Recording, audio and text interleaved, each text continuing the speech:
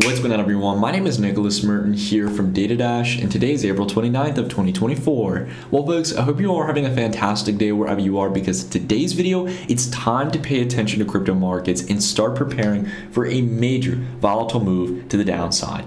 After we've had 7 further days of downward price confirmation below the 21-day, I think it's imperative that we start preparing for a big move to the downside. And I want to spend some time today to not only talk about why we believe this is happening, but outside of that as well, spend some time to talk about how we can best prepare ourselves and where we may be able to find some opportunities to buy the dip. We got a lot to uncover in today's video, so if you happen to enjoy it, consider dropping a like, and let's go ahead and kick things off. So I want to spend some time to talk a little bit about an updated view on Bitcoin's price. So far, we have continued to face resistance at the 21-day moving average and had nearly 7 straight days of downward price action, down another percentage point here today. Now, I know that this doesn't seem too imperative, too scary to a lot of people. We've been generally going neutral since back here in February 28th of 2024. So for nearly 2 months now, price has been neutral here. But I want to spend some time to talk about the relationship of price to the moving averages, because overall, as we talked about in prior videos, it's imperative to understand that when these bull market support bands like the 21-day stop working, it is usually your first sign that we are ready for a trend shift to the downside, that prices have gotten overinflated, that it's essentially time for a healthy correction or pullback. Now, in many cases, as we had a break of the 21-day here many times throughout the past few months, there was a pretty substantial breakdown here, about a 19% pullback coming up on 20% back here on April 17th. That got very close to touching the 100-day moving average. And that very much can be an area where you start to see buyers. It was where we started to flip our switch here in January 2024. We really bought into the dip and started to get excited, or at least bet that plays were going to start taking off and we could start taking on some risk positions in the market. However, as we climbed up here towards the 21-day, it has been very clear here for the past week that we not only got shot down at the 21-day, again, an indicator that used to serve as the main line of support for crypto markets and has historical significance both in equities and in crypto. But beyond that as well, we've continued to see a fade down in price. And as we talked about in prior videos, when you get a bounce off the 100-day, a break of the 21-day, bounce off the 100-day range, and a rejection of the 21-day, you are not only likely coming down here to the 100-day moving average, which means we're going to drop another couple percentage points here over the next couple days probably. But beyond that, you likely break below the 100-day down to the next moving average band. And that is coming right here towards the prior support range before Bitcoin made its accelerated move in February, March. And that's right around the big even level of $50,000. So what I'm saying here is that I think there's a very good chance we see Bitcoin have a typical 30% plus correction.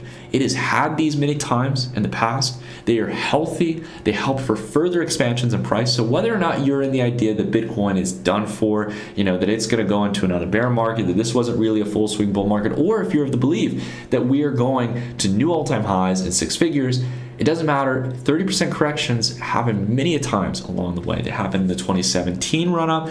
They happen many times in 2020. We have these kind of pullbacks, sometimes even more extensive 40-50% corrections. So it's not uncommon for this to play out here. And this would be a perfect time for this to happen. Why is that? Well, it has to do with the fact that markets buy into the hype, not into the events that actually play out. My main point here is that now the halving event is done. It's implemented. Its positive effect is already starting to play out in price, right? That's already kind of baked in now. We also have the ETF flows, which, while were very large in the initial stages and still outpaced the outflows of GBTC back in the day, are now relatively weak. And with GBTC outflows, even weakening themselves, they're not really keeping up, right? What I mean by this is that the ETF inflows from the new ETFs have slowed down in pairing with the slowdown in GBTC. And this has got market investors, participants really concerned here, because these were the two narratives that really drove price. So if these narratives have kind of fallen by the wayside here, we need to either wait for new narratives to pop up, or we need the ETF inflows to pick up big time. What I think is going to play out here, and this is the reality we've been talking about since back here, I think really ever since the topic of the ETF has come up, but really over the last couple of months. And that is that just because you have the ETF, it is not an infinite money glitch from Wall Street that is just going to keep buying Bitcoin. Investors, smart money, and institutions buy on discounts. They do not like to pay premiums. And my point here is that they may be more interested at a 200-day average entry, right? Again, keep in mind here, right when we had the first wave of expansion through the 200-day and really continued moving higher here, we came down below all of the moving averages here, even below the 200-day. So it's important to keep that in mind that this can happen. We've seen this historically, not just at that pullback, we've seen it many times in the past. So keep in mind that very well we could come down here and test that 200-day before moving higher. Outside of that as well, we've also got total 3. Now, as we go throughout these indicators, or I would not say indicators, but the indices tracking the broader altcoin market, and more specifically really the kind of small mid-cap altcoin market, you will start to see very clearly that these are giving us precursors or early stage warning signs of a broader downshift in price. We can see very clearly that total 3 had a major flash crash here, breaking the 21-day, coming to the 21-day, the 100-day moving average. And after a couple days of support and bidding there, we came up here and we faced clear resistance at the 21-day, just like we saw with Bitcoin. Right? And since then, we've come down here back to the 100-day. We're not that far away, really, from where we were back here in the earlier mid part of April.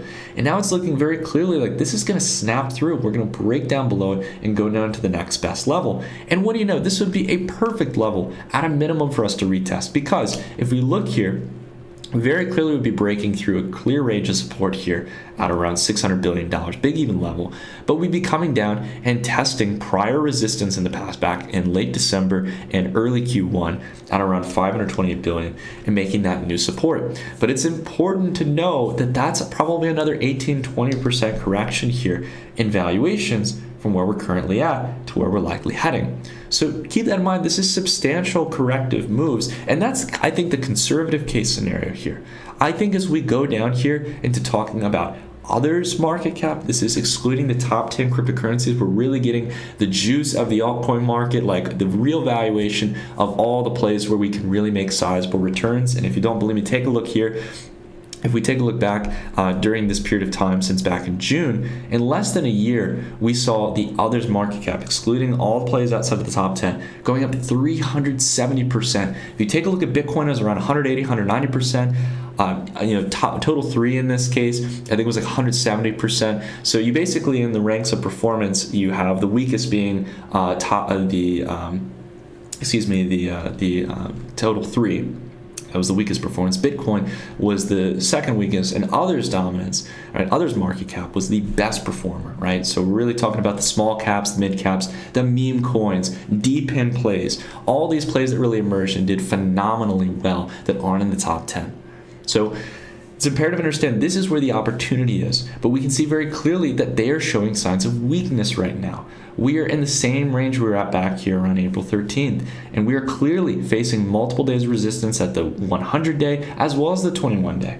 And now it looks like we're coming back down to retest that 200-day at a minimum, but I think there's a good chance you get somewhere in the pocket between the 200-day pocket and the 200-week pocket, coming down here likely to around $180 billion, turning prior resistance to the past into new support and re-solidifying historic support as we already did back here in January 2024. That would be a typical 50% correction. Now, I want to emphasize something really important here, which is how fast crypto markets can move and when you least expect them. Take a look back here at how others market cap was just chopping sideways, minding its own business, doing well, having some inconsistencies, showing that the trend was weakening, but still not giving any doomsday scenario kind of price moves. Well, within a matter of 2 trading days, we dropped nearly 33% to the 200-day from April 12th to the 13th. 33% in 2 days. What would another 33% drawdown take us to? Down to the 200-week. I know a lot of people are going to come out and say I'm being a perma bear, or I'm being a Debbie Downer, I'm trying to be negative, I'm trying to get you to FUD or sell your bags. Guys, at the end of the day here, I'm helping you to preserve and protect your capital. I don't know about you guys, but I have to tell you, over the last few months, as someone who was really passive in 2023, I made some phenomenal returns. And I'm not going to get caught 2 steps behind losing those gains off of hopes and narratives that at the end of the day, they themselves are starting to fall by the wayside. Because now that the halving of it is in, now that Bitcoin is not seeing as much institutional inflows, what's the narrative to buy now, right? If those things don't come to save Bitcoin's price at this range, if there is more sell-side pressure on the market side than buy side, price is going to go where it needs to go. market is going to lead that direction. And I understand there's the Hong Kong ETFs, there's a lot of things like that that have got people really excited. That doesn't guarantee that the prices are going to move to the upside. I think market price will tell you that. And here's the real big kicker, guys. We can watch how price reacts from this point on, because let's say I'm completely wrong here. Let's say we don't come down here to the 200 week and prices come back above the 21 day here. Okay, we're paying a couple percentage points higher on the valuation of crypto assets. We at least have price confirmation that there's a higher chance that we go higher to new all-time highs, and we ride the broader valuation increase of Bitcoin going to 6 figures, altcoins going out the wazoo. We're still happy. We still make life-changing returns because we're focused on the right narratives. However, if that does not play out, if this is a temporary top or a long-term top and we are holding at these valuations, we are holding them at much higher and much higher extended valuations than where they were back less than 9 months ago. Keep that in mind here. The move we saw here, this 370% move, was from June of 2023. And if you want to be maybe more fair here and just take it from where we were back here, this mid-range, still 225%. Absolutely monstrous moves. And if you were in the right plays, you know that this was an opportunity to make a 5, 10, 20x. If you were on some of the meme coin trades that we even took here in the later stages of this run-up, I mean, we made far beyond this on many trades. So on individual trades, mind you, right? So my point here is that we made great returns. We were in it when the trend was strong, when the risk-taking was at its peak. And we cashed out and we made some great returns. We are sitting in cash right now, and we've been doing so before the dip even started, back here in April. In early April, before that flash crash, and where we very well could have another downward move. It doesn't have to be a flash crash, but I think that you could still see another corrective move like this down into this pocket. Maybe it's not as dramatic. Maybe it's somewhere like a 25% move from where we are, maybe a 30% move. Irrespective, I think there's a very good chance that we get that. And I don't think a lot of traders or investors are really well prepared for that moment, which is why I'm bringing this information to you guys here today. I'm not here to be a doomsdayer. I'm here to help preserve and protect your capital. Now, the one thing I want to let you guys know about before we continue to talk about crypto and the broader macro sphere is to let you guys know that it's important and imperative, above all, when you're getting prepared for these downward moves, you may have your targets in mind, you may have your narratives or altcoins that you want to buy. The important thing to make sure you have is a place to do all of your trading activities and to have your liquidity so that when it's time to make that move, you're ready to go. And that's why I definitely want to let you guys know about our partner for today's video, and that's Crypto.com. Now, we recently did a review for Crypto.com that if you guys haven't seen, we dropped it this past week, and I definitely recommend you guys check it out. It gives a really broad overview of the Crypto.com app and everything that it has to offer, from the ability to trade over 350 different cryptocurrencies and over 20 different fiat currencies, to be able to earn on your cryptocurrencies, to be able to essentially earn some kind of yield in regards to staking as well for your proof of stake coins, and to be able to engage and trade in the NFT marketplace, etc. So it doesn't really matter where you're interested in the broader crypto space, but I really think that overall Crypto.com is going to give you that experience that you're looking for if you're looking for an all-in-one app experience. And the other important thing to understand is that when it comes to utilizing the platform on a frequent basis, if you're an active trader, if you're an active participant in the crypto space, I definitely recommend you guys consider seeing what exchanges and platforms offer in regards to loyalty reward programs, because Crypto.com has its Rewards Plus program, and this is the best loyalty rewards program I've seen in the crypto space so far, considering the range of features and functionality that Crypto.com offers within its app, but then having this loyalty rewards program baked in to the active features like trading and referring other friends to the platform, then I definitely think that this is one of the best offers on the platform, where it can give you other extended features and benefits that you just simply wouldn't otherwise get in other platforms. So definitely check out the link down below in the description. You guys can utilize my link and use the code DATADASH to be able to get signed up to the platform in a streamlined fashion, get potential benefits as well. But I think it's overall a really exciting platform. And again, if you guys haven't already, check out that review. It's important to have a platform where you can do all those trading activities. Now, I want to go ahead and dive a little bit into the macro sphere here, and I want to talk about why I'm not here just bashing crypto. We have the narratives that we're excited about. We're definitely going to get back in and stuff with our cash if we feel the trend is there. But if we take a look at what's going on in equities, we will see that this is not just weakness in the crypto sector, it is a weakness in the broader asset markets. We've seen very clearly not only a stalling in the trend here from January to March, where really the NASDAQ, which was leading the way, really didn't make much price expansion and has started to not only have a pretty substantial pullback here to below the 100-day, but with the recent rebound, we are right up against that 21-day moving average, and we have not cleared through it yet. These are the futures right now. So they started trading last night. We can see right now that we're in that 200-day pocket. It's a little bit difficult to see. I'll kind of expand the chart here, zoom in. You can see very clearly that right now we're playing tango inside that 21-day pocket between the 21 SMA and the 21 EMA. And the key thing I want you guys to consider here is that if this clears through, maybe there's an opportunity where equities and crypto can continue to extend higher. But if we do not clear through this, or maybe we get above it slightly for a while and then collapse back down and have an inability to hold in that 21-day support, then that is your biggest early warning sign of not only a retest of the prior lows in the NASDAQ, which is about 700 points down, percentage term-wise, that's another 4.5% correction for crypto. That probably means close to around an 8-10% correction at a minimum. But beyond that as well, an ability for the NASDAQ 100 and the broader stock market as a whole to go down to the next major moving average, to break the 100-day and go down here towards the 200-day moving average, if not worse. This is what happened back here during the summer. We had a healthy correction from July to October 2023, multiple months of downward moves, lower highs, lower lows. And what did we see here? We saw a break of the 21-day, a close test to the 100-day moving average, an attempt to get above the 21-day, failure.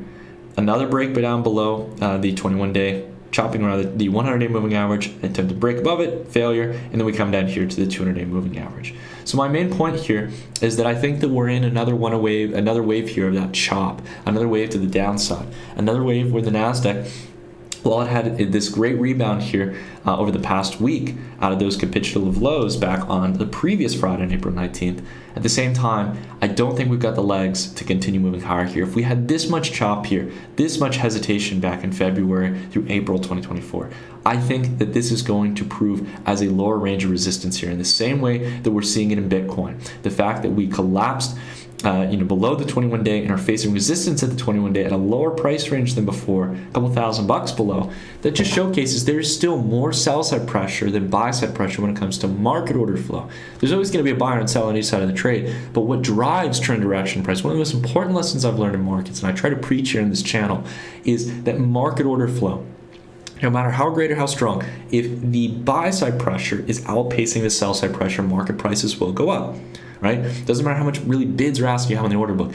If market order flow is leading, it's going to either keep prices where they are or keep charging higher. And vice versa, if we have more market sell side pressure, more people who are willing to take the best available price to go from their asset position into cash versus those who are willing to take their cash position into the asset or essentially market buy, right? If there's more market sell side pressure, that is going to drive prices lower or keep prices from expanding. And I think we're seeing that here very, very clearly.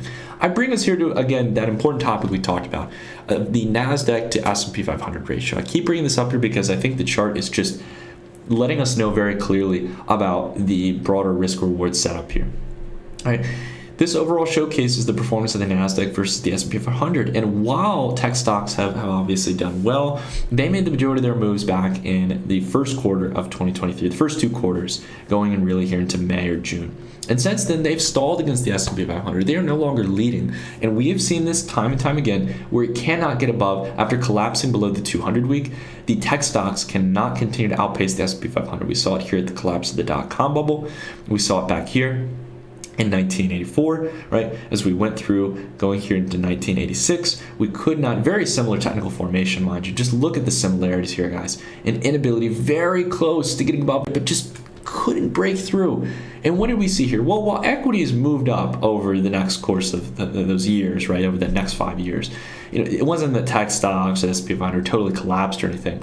The point is that they weren't market leaders. You'd be better off investing in the S&P 500 in more conservative risk-off plays. And that is going to have ripple effects, not only on tech stocks and the big FANG stocks that are heavily overvalued, in my opinion. They're trading at 30, 40 PE multiples, right? Not only that, but it's going to have ripple effects on risk-on-air AI plays like NVDA, right, which has made an 800% move since their October 2022 lows, or from their prior highs, over 180% move at the peak of the euphoric valuations of 2021. And it's going to have ripple effects on crypto as well. So this is something very important to keep in mind, guys. And when you see NVIDIA here, for example, making a pretty much 800% move from its highs, right? We had a 1200% move, we had a 1000% move, and then in this case, an 800% move from bottom to top here during these rallies and expansions. We have the lines of resistance here lining up. You gotta zoom out. You gotta be able to step back and say, man, we really had some great moves. Because if you can't do that, and you're positioned in crypto, you're positioned in these risk-on tech stocks, you will unfortunately get chopped in the big corrective moves that these stocks can routinely go through. It's not me saying that, guys. It's the price action that's telling you that. So at the end of the day, guys, there are a lot of people out there who will tell you just keep taking risk. Bulls make money, bears lose money. Like bears sound smart, bulls make money, and all the typical sayings and slanders terms and stuff that are very one-sided. At the end of the day, guys, we're up 800% on this stock. And yeah, sure, maybe there's a chance for NVIDIA to have a blow-off candle here. I'm not telling you need to short NVIDIA. What I'm here to say is if you're exposed into assets, consider taking some profits. If you've made life-changing money, consider taking some chips off the table. I'm not here to give you direct financial advice, but there are a lot of people telling you the other scenario. That it's just going to keep going up, you're just going to keep being exposed, it's going to be great, everything's going to go up and to the right. What we can see here very clearly in the dollar index is a sign that the dollar is going to continue to gain strength. Right? Even with today's pretty massive pullback on the Japanese yen off of its major expansion over the last decade, we can see very clearly the Japanese central bank, or the JOB, is trying to manipulate the US dollar to Japanese yen rate by dumping US treasuries, essentially to be able to fund and support the Japanese yen. Overall here, though, we can see that barely put a dent here on the dollar index, right? Here on Monday, we're only down 0.28%, and we are bouncing very clearly off that 21-day moving average. If we break below it and start showing trend weakness, maybe I'll change my tune a bit. But right now, this is looking very clearly like this wants to break out of this general range of resistance that we've been, essentially, if you want to kind of view it this way, we've been consolidating sideways. And this looks like it's ready to spring up here and maybe even come up and test the highs. And I got to be honest with you guys, we called, the dollar correction. We called some dollar rebounds over the last few years. We've traded, overall, like kind of predicted the direction of the dollar quite well. I got to be honest with you guys, we've been kind of expecting, like a lot of people, that maybe, there was some signs of weakness here in the dollar's inability to get higher. But now, over the past couple of weeks, is looking pretty confident here. It's looking like the dollar trying to move higher. And a stronger dollar is not going to be beneficial for equities. It's not going to be beneficial for Bitcoin, and it sure as hell not going to be beneficial for altcoins. I'm only here to say that because history has shown us. And overall, guys, when you have these carry forward trades, like what's going on with the Japanese yen against the dollar, this is really impactful stuff on the grand scheme of things. It is major currency devaluation on grand scale. And I come back here finally to talk about the US 10-year minus the US 2-year yield curve inversion. There's not any sign so far that we've had our breaking moment to be worried about a recession or some massive flush down. But we are certainly building the technical pattern, guys, for more than a quarter here. Since back really in October and September, we have been building this wedge here. And I got to tell you guys, if I were to tell you which direction it's going to go, I would bet it's going to the upside. And if the yield curve is uninverting, it's coming back up here, back above 0% into positive territory rather than negative, and treasury yields are starting to normalize, that is one of the most consistent historic indicators of a coming recession. And while people have talked about soft landing, we can have the best of both worlds, inflation can moderate, equities can go out the wazoo, and we can return back to stimulus and economic good times. While that has been the narrative, I think people are going to realize very quickly that we've been sold an empty promise. We've been sold an empty narrative. You are not going to properly deal with inflation. We are seeing it in the CPI numbers. We are seeing it in the PCE. We're seeing on the monthly readings, you are not going to get rid of inflation until you do the hard work of reducing the money supply, increasing the cost to borrow, suppressing the expansion of M2, which we have not seen yet. We have essentially flatlined on M2 over the last couple of years, but we have not contracted M2 substantially. And either we've got to go sideways for longer in the case of M2, or we got to do the hard work. And I think the Fed is realizing that. Now we've gone from talking about multiple cuts this year in the Fed funds rate to now talking about potentially exploring rate hikes which we've talked about on this channel for a long time. The idea that this rate cut narrative was oversold to people, that we were just going to go back to the good times. And I don't think that's me being bearish here, guys. We take it back here to others' dominance here.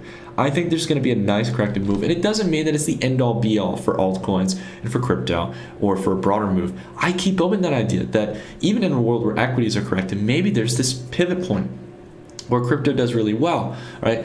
And maybe there's a whole plethora of scenarios that could play out here. But the key thing is, I think that there's a much better risk-reward entry down here between this 200-day and the 200-week, closer to that 200-week pocket. I think a 50% correction, right, is going to be something that's going to be very exciting to build some really sizable positions. And we have seen this historically many times for altcoins. It is not something out of the woodworks, some random theory of mine. We've seen these kind of corrective moves in markets. And I think you're going to get some great risk reward setups, whether it's for a rebound trade or for some longer term holds in the event of a broader altcoin cycle. One of those plays that I think you guys should keep an eye on, beyond all the narratives we talked about, we did a narratives video back a while ago. I definitely recommend you guys check that out. We got 7 core narratives that we covered back about a month and a half ago that I think will give you guys some great things to do your own due diligence on. One of those projects, one of those narratives, is the narrative of fundraising, and more specifically the project, which is one of our sponsors and long-term partners on the channel, and that's AngelBlock. Now, I've been an ambassador with the project for 2 years, and I got to tell you guys here that AngelBlock is in a league of its own, because it is one of the few non-custodial, trustless protocols that has transparent token investing, has an ability for you to get some of the highest quality projects, and with its governance and milestone technology, has the ability to make sure that the funding you're contributing to projects doesn't just totally be given to the projects right at the get-go, but instead is given in milestones and thresholds during periods of development of the project, where the team actually proves that they're serious, that they're actually meeting to their promises, that they're actually trying to build something real. And what's so cool about this is that there are really no launch pads or fundraising platforms in the crypto space that have this degree of technological complexity and the ability to really offer some of the best fundraisers in the crypto space. And the great thing about AngelBlock from a narrative perspective, in my opinion, and why fundraising as a narrative is very exciting, is because it's not pigeonholed to one particular narrative. It can have a whole range of projects raising on the platform and grant exposure to a whole range of different avenues, ecosystems, and narratives in the crypto space that you just can't find elsewhere. So I think this is really exciting here. Fundraising in the Web3 space, I think, is going to be a very big narrative going forward, because it is still a huge issue, having to deal with constant rug pulls, scammers, teams writing very beautiful and eloquent white papers, raising tens of millions of dollars, and having no incentive to actually deliver on their promises is a routine issue in the crypto space. So just keep that in mind here. I think that AngelBlock is one you guys want to keep on your radar. You can also consider becoming an ambassador. They just launched their ambassador program to the public. So if you guys want to check the details around that and how you can potentially become a part of the AngelBlock team, then definitely consider checking out the recent blog post they put out. They also have it on their Twitter as well if you guys want to dive into it.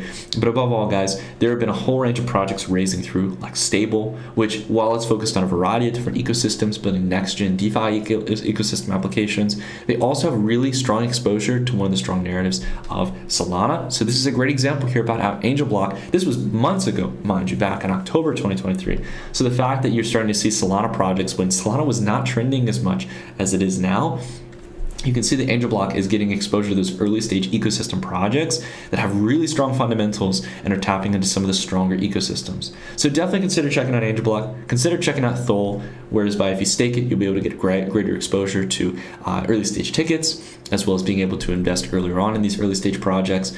And above all, it's really cool because there's projects that you're getting to invest in early on, and you don't even need to hold Thole. You can invest in smaller ticket sizes on the platform if you want to, even without Thole. So definitely check out the platform if you guys are interested from an investing perspective. Last but not least here, guys, I'm closing off here on Bitcoin. I know what I talked about here today sounds a bit doom and gloom, but the reason I bring it to your attention here, above all, is to prepare for the worst case scenario. Above all, we can see very clearly that Bitcoin is getting shot at the 21-day. Price is sending us clear signals. We've been chopping sideways for 2 months. That alone, if you take away the moving averages, if you take away the lackluster ETF inflows, the fact that the halving event is already out, and not to mention the halving event is barely adjusting the monetary supply of Bitcoin on an inflation-adjusted basis. We're dropping by 0.7 percentage points, not even a whole percentage point, right? So what I'm coming at here is that these events are baked in. The moving averages are not looking good. But even if you take all this aside, price is stalling right now. And until that starts to change, until we start seeing those ETF inflows ramp up, until we start seeing price signaling the confidence that it's ready to move higher, we need to listen to trend direction. We need to ignore the perma bulls. We need to also ignore perma bears who are constantly negative and just focus on what price is telling us here. The gravest mistake I've ever made in trading in all my years is falling victim to narratives of what I hope is going to happen, but instead I should have focused on what price was telling me is happening. And we can see very clearly here after a 91% price expansion, we had a 21% correction here, a 94% expansion beforehand. And from back here in just September, a 200% move in Bitcoin. From the absolute lows, a 377% move in Bitcoin's price in a year and a half. I think it's okay to expect that we may have a correction down at the 200-day. I don't think it's too much to ask because we have seen this before. So I'm going to leave you guys off on that note. I hope you guys enjoyed this video. Above all, I hope it provides some food for thought for you. And if you enjoyed it, consider dropping a like. It's a great way to support the content here. It helps with the algorithm, helps to get this out to more people, to hopefully provide a rational view where so many people are talking in one extreme or the other. I think above all, guys, we need to listen to what price is telling us. And while I don't think Bitcoin's going to zero, and I don't think it's going to six figures right away, I think that there's a chance we come down here to the 200-day. And then from there, we can really start to have a better risk reward entry setup for a rebound trade or a broader move to the upside. It's as simple as that. And as time progresses, we'll have some more altcoin pairs we're going to be watching, plays to potentially enter into. We'll have more details on what kind of setups we could be looking for. So again, if you enjoyed the video, consider dropping a like. Have a great rest of your day, guys. And I'll see you guys right back here on Wednesday at 6 a.m. Eastern Standard Time. Take care, everyone.